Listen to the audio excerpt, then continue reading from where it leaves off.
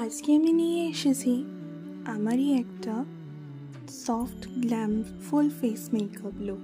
প্রথমে আমি বেসটা রেডি করে নিয়েছি, তারপর একটা লাইট কনসিলার দিয়ে নিজের ডার্ক স্পটসগুলোকে কনসিল করে নেব ভালো করে।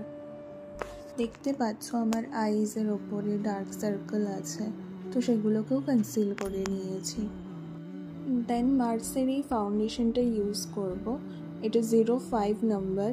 অনেস্টলি এই ফাউন্ডেশনটা একদম budget friendly and full coverage দেয়। যদিও এটা ইউজ করলে কোনো আলাদাভাবে কোনো কালার কারেকশন করতে লাগে না, বাট তাও আমি একবার যেরকম ফর্মুলা করতে হয় তাই করেছিলাম। আর এর সাথে আমি রিকর্ডের লাইফলাইন মেকআপ মিক্সচারটা ইউজ করেছি, যাতে মেকআপ আরও লং লাস্টিং করে তোলে, বেসটা ফ্ললেসও লাগবে।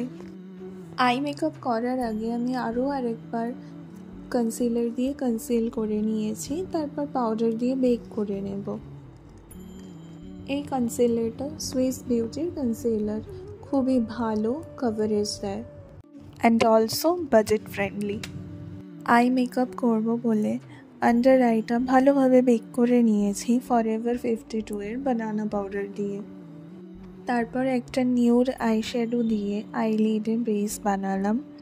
তার উপরে একটা হালকা পিচ আই শ্যাডো দিয়ে হালকাভাবে একটা কাট ক্রিজ করে ব্লেন্ড করে দিয়েছি।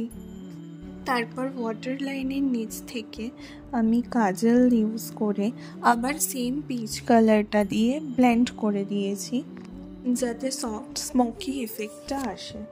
তারপর মার্সেরই একটা মাস্কারা দিয়ে আই লুকটা কমপ্লিট করলাম। ব্লাশ দিতে ভুলে গেছিলাম, তাই জন্য আবার একটা স্টিক ব্লাশ দিয়ে ব্লেন্ড করে নিয়েছি। তারপর পুরো ফেসটায় পাউডার দিয়ে একটু ব্রাশ আউট করে নিয়েছি, যাতে ক্রিজ লাইনগুলো বোঝা না যায়।